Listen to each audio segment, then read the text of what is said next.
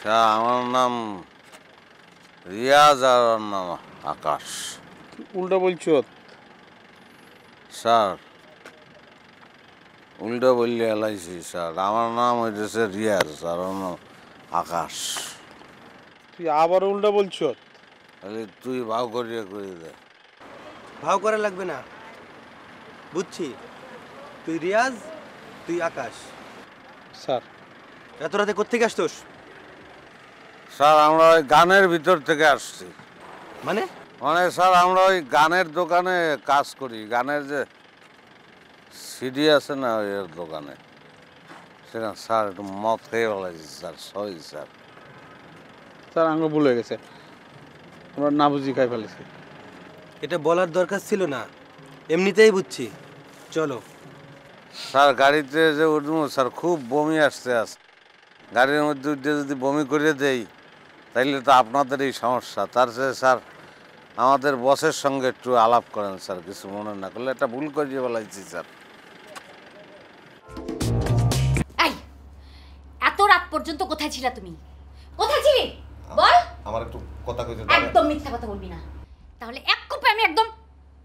কি খেয়ে আসছো তুমি দেখি? ওমা ওমা ওমা ওমা ওমা।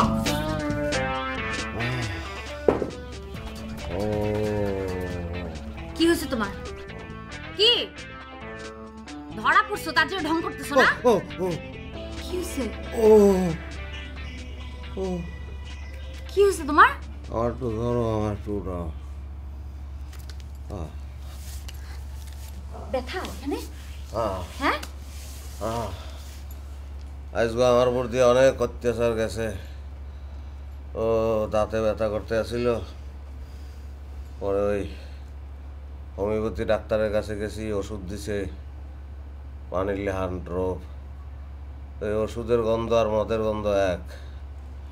এখন পুলিশে ধরছে, মনে করছে মদ খাইছি, পেটের মধ্যে মোটা একটা পাইপ ঢুকাইছে। এরপরে তো খালি কিছুক্ষণ পর পর পেটে ব্যথা করে। ওরে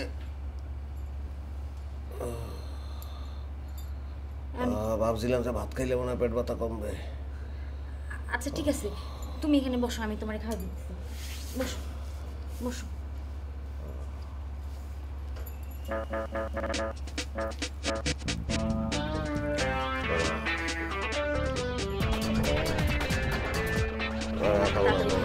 না না না, ব্যথা কমতে পারে।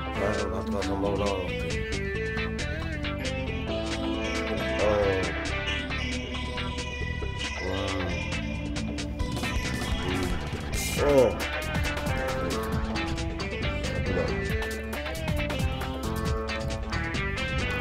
ডাইলে চলে যাইল। ও ও